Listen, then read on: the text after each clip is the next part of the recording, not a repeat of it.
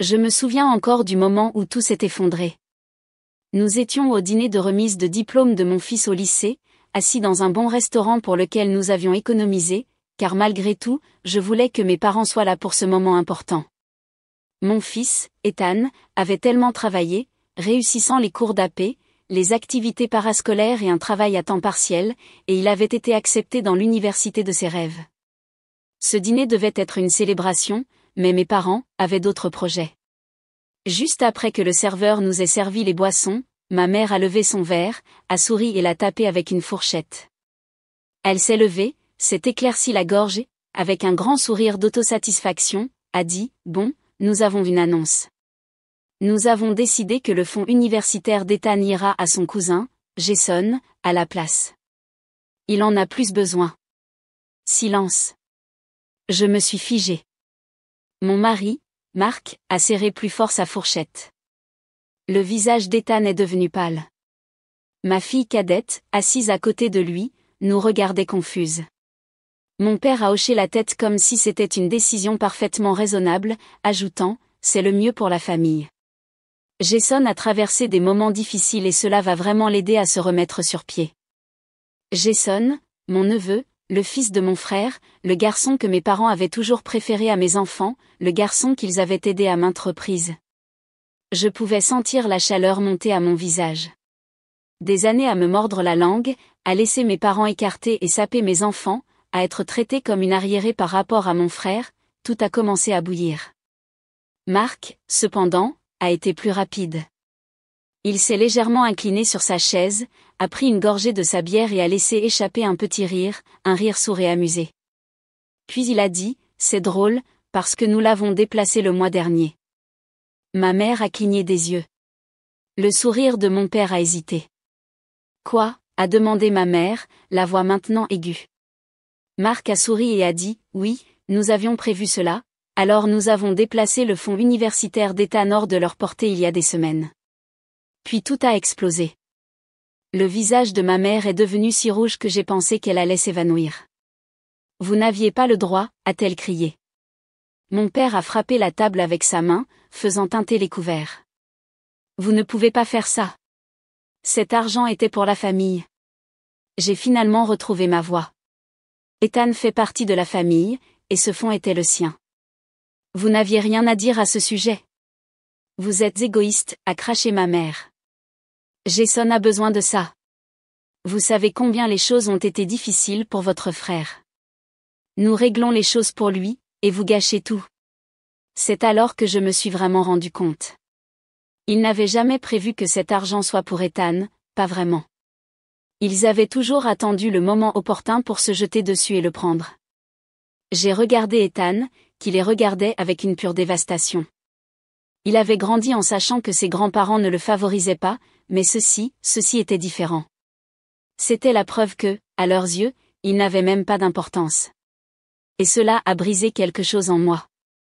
Régler les choses, ai-je répété, la voix tremblante. Vous voulez dire comme vous avez réglé les choses la dernière fois que Jason nous a volés, ou la fois où il a été arrêté et que vous avez payé les frais, ou la fois où il a détruit la voiture de mon frère et que vous lui en avez acheté une nouvelle? Mon père a grogné, ce n'est pas la même chose. Jason a lutté, ton frère est un père célibataire qui fait de son mieux. Et je suis une mère qui fait de son mieux, ai-je répondu, et on vient de dire à mon fils, l'un des jours les plus importants de sa vie, que son avenir n'importe pas, qu'on lui volait son opportunité de vie pour laquelle il a tant travaillé. Ma mère s'est moquée, oh, s'il te plaît. Ethan peut contracter des prêts comme tout le monde. C'en était assez. C'est à ce moment-là que j'ai su qu'il n'y avait pas de retour en arrière. Ethan s'est levé si vite que sa chaise a grincé contre le sol. Vous savez quoi, a-t-il dit, la voix tremblante mais forte. Je n'ai besoin de rien de vous. Je n'ai pas besoin de votre argent, et je n'ai certainement pas besoin de vous dans ma vie. Marc s'est également levé, posant une main sur l'épaule d'Ethan. Allons-y, a-t-il dit, la voix ferme et calme. Nous ne leur devons plus une seconde de notre temps. Je me suis levée aussi. C'était leur dernière chance, ai-je dit à mes parents. Ils ont montré maintes et maintes fois qui ils sont, mais aujourd'hui, ils se sont assurés que nous ne l'oublierions jamais. Et avec ça, nous sommes partis. Ils nous ont crié dessus, nous ont traités de mal reconnaissants, ont dit que nous étions en train de détruire la famille, mais en regardant mon fils, la tête haute malgré la douleur dans ses yeux, j'ai su que nous avions fait ce qu'il fallait. Ce que je ne savais pas, c'est jusqu'où mes parents iraient pour essayer de récupérer cet argent. Nous sommes sortis de ce restaurant en sachant que les choses ne seraient plus jamais les mêmes, mais je n'avais aucune idée jusqu'où mes parents iraient pour se venger de nous. Au début, ce n'était que des appels téléphoniques, des messages vocaux interminables et furieux de ma mère criant sur la façon dont nous avions trahi la famille. Mon père en a également laissé quelques-uns, acerbe et plein de colère, disant des choses comme « Vous allez le regretter ». Mon frère, qui était resté en marge de la dispute de ce soir-là, a finalement envoyé un texto 2 jours plus tard, « Je ne sais pas ce qui se passe, mais Jason a besoin de cet argent plus qu'Ethan. Vous êtes égoïste. » C'est tout ce qu'il a dit, sans question, sans tentative de compréhension, seulement vous êtes égoïste. Je n'ai pas répondu. Puis les vrais problèmes ont commencé. L'appel de la banque. Une semaine après le dîner, Marc a reçu un appel de notre banque. J'étais dans la cuisine quand je l'ai entendu dire « Excusez-moi, quel retrait ?» Je me suis figé. Mon estomac s'est noué. L'appel a duré encore 1 minute ou 2, et quand Marc a raccroché, son visage était tendu de colère. Ils ont essayé d'accéder au fonds d'Ethan. Je me suis accroché au comptoir. Qui? Tes parents? Ils ont appelé la banque en se faisant passer pour nous, ils ont dit que nous avions donné l'autorisation pour un retrait d'urgence familiale. Je ne pouvais même plus respirer. Ils l'ont fait?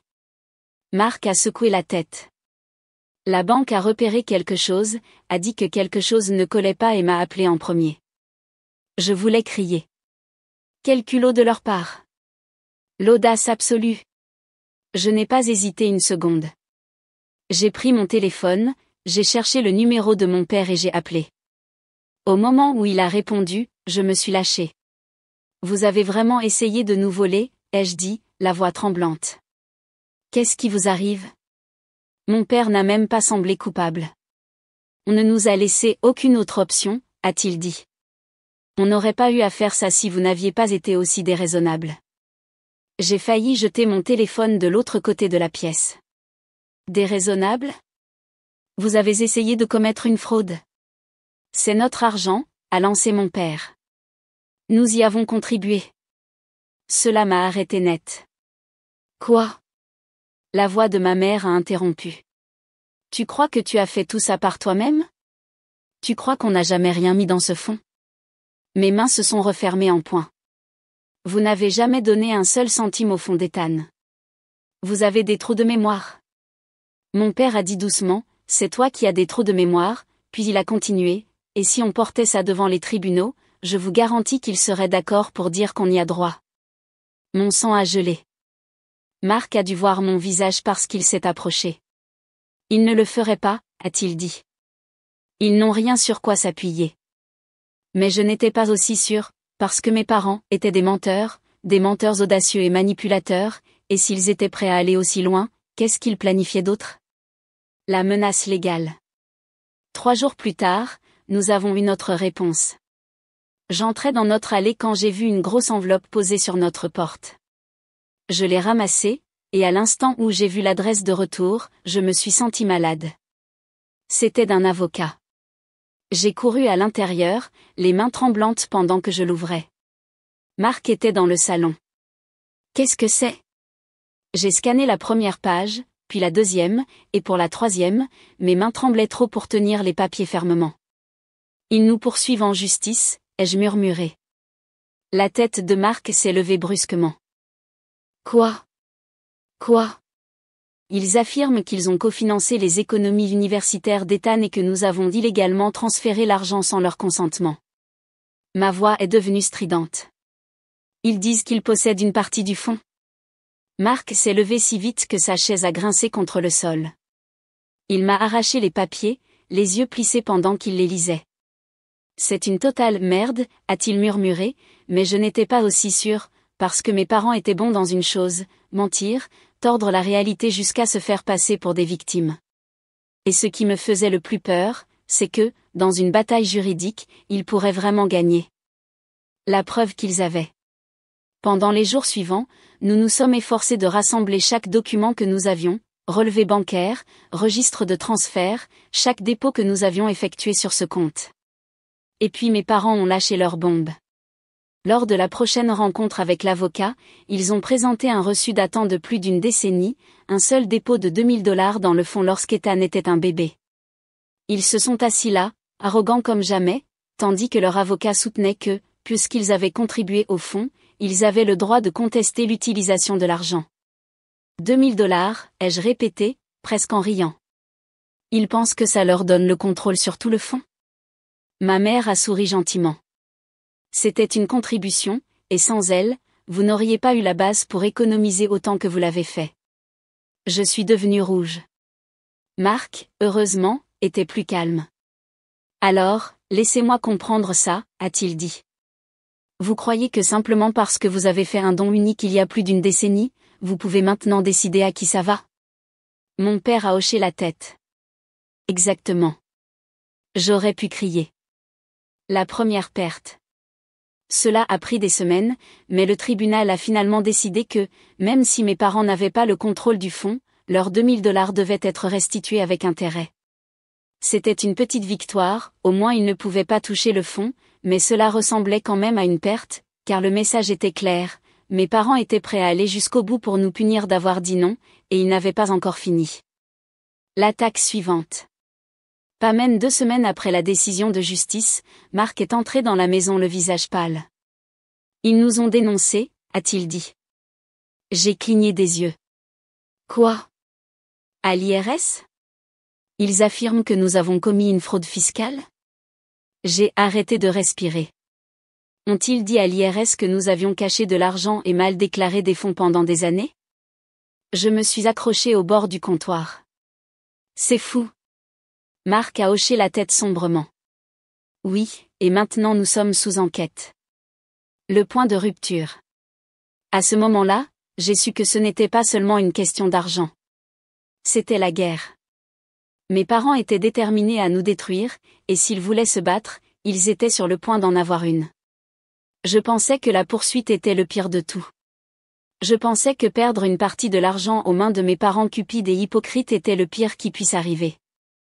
Je me trompais, car lorsque l'IRS est apparu à notre porte, c'est à ce moment-là que j'ai réalisé que mes parents essayaient non seulement de nous prendre de l'argent, mais qu'ils essayaient de nous ruiner. L'enquête de l'IRS. Cela a commencé par une lettre, un avis froid et formel indiquant que nos finances étaient en cours d'examen suite à un signalement de soupçons de divergence fiscale.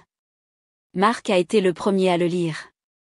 Il a brusquement expiré et me l'a remis sans un mot. Je l'ai scanné, les mains tremblantes. Ce n'est pas possible, ai-je murmuré. Oh, si, a murmuré Mark. Puis il y a eu l'appel téléphonique, un agent de l'IRS courtois mais ferme expliquant qu'une dénonciation anonyme nous avait signalé pour des actifs cachés et des transferts frauduleux de fonds. Nous savions qui était derrière tout ça, mais le prouver, c'était une autre histoire. Pendant les semaines suivantes, nous nous sommes noyés dans les papiers, sortant des années de déclarations fiscales, de relevés bancaires et de tout ce qui pouvait laver notre nom.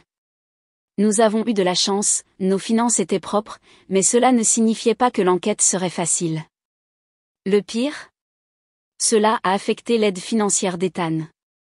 Son université a marqué son compte en raison de l'examen de l'IRS, plaçant une retenue temporaire sur ses déboursements de bourse.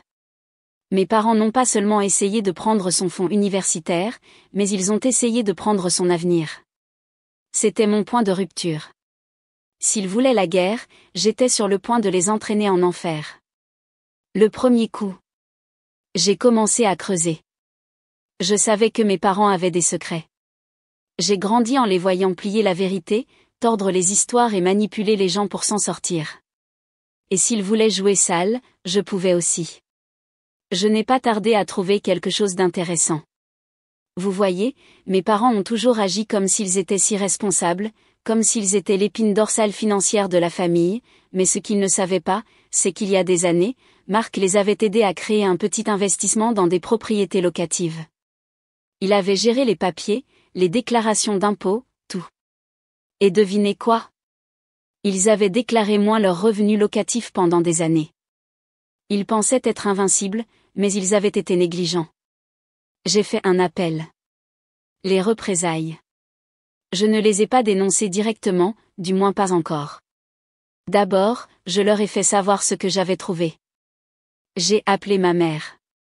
Elle a répondu au deuxième coup de fil, d'un ton arrogant. Oh, donc tu es enfin prête à t'excuser? J'ai failli rire. Non. Je t'appelle pour te faire savoir que j'ai trouvé la vraie fraude fiscale dans cette famille. Silence. Puis elle s'est moquée. De quoi tu parles? Vos revenus locatifs. Tu sais, l'argent qu'ils ont oublié de déclarer pendant les 15 dernières années.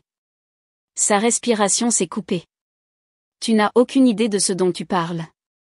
Aussi, je sais, ai-je dit, la voix froide, et l'IRS aussi.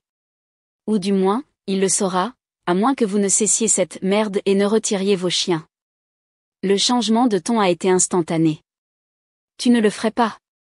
J'ai souri. Et c'est moi. Elle n'a plus rien dit avant de raccrocher. 2 jours plus tard, nous avons reçu un appel de l'IRS. Notre affaire n'était soudainement plus une priorité. Une semaine plus tard, les fonds universitaires d'Ethan ont été dégelés. Ils avaient reculé, pour l'instant. Mais je les connaissais. Je savais qu'ils ne laisseraient pas ça se terminer comme ça. Et j'avais raison. L'intrusion au domicile. Cela s'est produit tard dans la nuit. Marc et moi étions endormis lorsque le bruit d'un verre qui se brisait nous a brutalement réveillés. Pendant une seconde, j'ai pensé que je rêvais, puis j'ai entendu le bruit indubitable de pas à l'intérieur de notre maison. Marc était déjà en mouvement. Il a pris la batte de baseball qu'il gardait près du lit et m'a fait signe d'appeler le 911. Mes mains tremblaient tellement que j'ai failli laisser tomber le téléphone. Puis nous avons entendu une voix. « Maman? Papa? Ethan. » La panique m'a envahi en réalisant qu'il était réveillé. Il avait entendu le bruit, et au lieu de rester immobile, il descendait les escaliers. « Reste dans ta chambre » a crié Marc. Trop tard.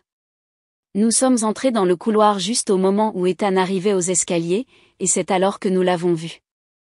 Jason, debout dans notre salon, ivre, les yeux sauvages et désespérés, et tenant une barre à mine. La confrontation. Pendant un instant, personne ne s'est déplacé. Puis Jason a fait un pas hésitant en avant. « Où est-ce » a-t-il bredouillé.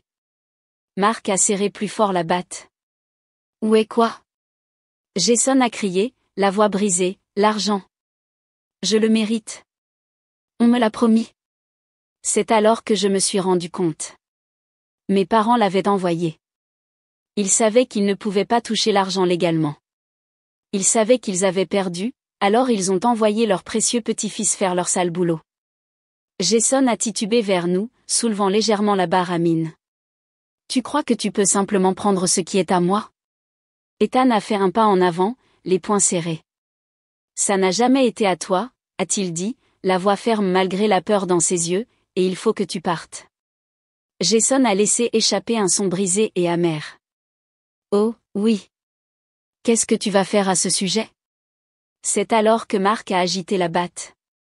Il n'a pas frappé Jason, seulement le mur à côté, avec force. Le son a suffi à sortir Jason de son état d'ébriété. Il a trébuché en arrière, les yeux grands ouverts, puis, sans autre mot, il s'est retourné et a couru par la porte principale. La police est arrivée 10 minutes plus tard. Jason a été arrêté pour tentative de vol. Mes parents? Ils l'ont sorti sous caution avant le lever du soleil. Et puis ma mère a eu l'audace de m'appeler. « Tu es allé trop loin » a-t-elle sifflé. « Tu l'as fait arrêter. » J'ai failli rire. « Il a fait irruption dans notre maison avec une arme. C'est de votre faute. » Elle est restée silencieuse pendant un long moment, puis elle a murmuré, « Tu vas le regretter » et pour la première fois, j'ai vraiment cru qu'elle le pensait sérieusement, car ce n'était pas fini, loin de là. La réunion familiale qui s'est transformée en zone de guerre. 2 semaines après l'effraction, mon frère a contacté. Il voulait se réunir. « Ça est allé trop loin » a-t-il dit au téléphone, la voix épuisée. Maman et papa sont un désastre. Jason est un désastre. On a besoin de parler. J'ai failli rire. Il voulait maintenant parler? Après s'être assis et avoir observé pendant que nos parents essayaient de voler à mon fils, après les avoir laissés le manipuler et l'utiliser comme un pion. Mais Marc m'a convaincu. Peut-être que c'est notre chance d'en finir avec ça, a-t-il dit. Pour obtenir de vraies réponses. Alors, contre mon gré, nous avons accepté. La réunion de famille a été fixée pour ce dimanche chez mes parents. Cela ressemblait à entrer sur un champ de bataille. Marc et moi sommes arrivés les premiers, et Ethan a refusé de venir. J'en ai fini avec eux, avait-il simplement dit, et je ne l'ai pas blâmé. Mes parents étaient assis rigidement sur le canapé, avec des expressions froides. Le visage de ma mère était défait, ses lèvres serrées. Mon père ne nous regardait même pas. Puis mon frère est entré avec Jason. Je me suis immédiatement tendue. Jason avait l'air terrible, défait, avec des cernes sombres, son arrogance habituelle remplacée par quelque chose de plus fragile. Ma mère nous a fait signe de nous asseoir, mais je suis restée debout. Terminons en une fois pour toutes, assoupire mon frère. Regardez, on a tous merdé. Marc s'est moqué. On a tous merdé? Je ne voulais pas dire ça comme ça, a dit rapidement mon frère. Je veux dire, ce n'est pas ce que maman et papa voulaient. J'ai laissé échapper un rire amer. Ils voulaient voler à mon fils. Ils voulaient utiliser Jason pour entrer dans notre maison. Alors, s'il vous plaît, dites-moi, qu'est-ce qu'ils ne voulaient pas exactement? C'est alors que Jason a parlé. Sa voix était rauque. Je ne voulais blesser personne, a-t-il murmuré. Je pensais juste, que c'était à moi. Ces mots ont fait remuer mon estomac. Tu pensais que c'était à toi? Pourquoi? Il a avalé sa salive et a regardé ma mère, et c'est alors que je l'ai vu, la culpabilité. Ma mère ne me regardait pas dans les yeux. Marc l'a aussi vu. Il s'est penché en avant, la voix dangereusement calme. Dis-nous, Jason. Pourquoi tu pensais que c'était à toi? Jason a hésité, regardant nerveusement ma mère. C'est alors que je me suis rendu compte. Oh, mon Dieu. J'ai murmuré, tu le lui as dit, n'est-ce pas? Ma mère a tressailli. Je me suis tournée vers Jason, le cœur battant fort. On t'a dit que c'était déjà à toi, n'est-ce pas? Que le fond d'Ethan ne t'était pas seulement donné, mais qu'il était à toi depuis le début. Les yeux de Jason allaient et venaient, son visage pâle. Ma mère a parlé avant qu'il puisse le faire. On devait le faire, a-t-elle lancé. Il luttait. Ton frère luttait. On devait lui donner de l'espoir. Je ne pouvais pas croire ce que j'entendais. Donc, vous lui avez menti? Vous lui avez dit que tout son avenir était assuré par de l'argent qui n'était jamais le sien? Mon père a finalement parlé, la voix aiguë. Qu'est-ce que ça change? Vous aviez beaucoup. Toi et Marc aviez de bons emplois, une maison, une vie stable. Jason n'avait rien. Quelle sorte de serais-tu pour rester les bras croisés pendant que ton propre neveu souffre? C'en était assez. Quelque chose en moi s'est brisé. J'ai fait un pas en avant, les mains tremblantes de rage. Quelle sorte de parent êtes-vous, ai-je sifflé. Vous avez 2 enfants, mais vous avez passé toute votre vie à me traiter comme une citoyenne de seconde zone, tandis que lui, j'ai indiqué mon frère, qui s'est rétréci sous mon regard, il a eu tout sur un plateau. Et maintenant vous vous attendez à ce que je donne simplement l'avenir de mon fils à cause de sa faute? Ma mère s'est levée brusquement. On a fait ce qu'on devait faire. Non, ai-je craché. Vous avez fait ce que vous faites toujours. Vous avez choisi mon frère au-dessus de moi, et cette fois, vous vous êtes fait prendre. Le silence a rempli la pièce. Jason secouait la tête, son visage s'effondrant. Vous m'avez menti, a-t-il murmuré, regardant ma mère comme si elle la voyait pour la première fois. Jason, elle a commencé, tendant la main vers lui, mais il a reculé. Non. Non. Non. Non, tu me l'avais promis, a-t-il murmuré, la respiration haletante. Tu as juré que je n'aurais pas à m'inquiéter pour l'université, que c'était réglé.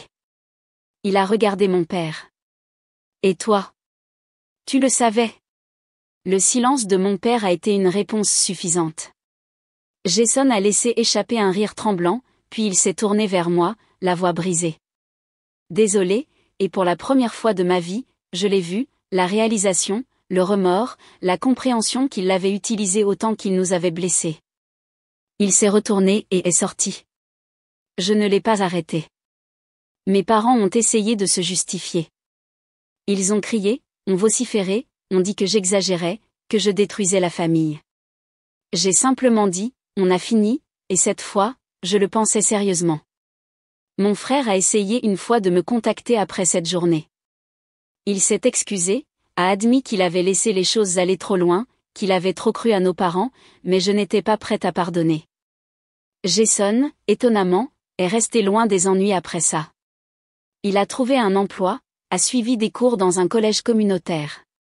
Que ce soit à cause de la culpabilité, de la honte ou d'un véritable réveil, je ne le saurai jamais, mais j'espérais pour son bien qu'il ait enfin appris. Quant à Ethan, il est allé à l'université. Son université, celle qu'il avait gagnée.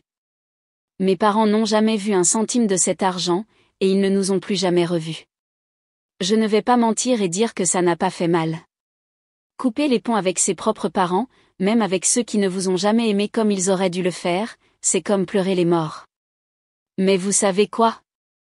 Parfois, il vaut mieux enterrer le passé que de laisser la douleur persister. Et j'ai choisi de vivre. Fin.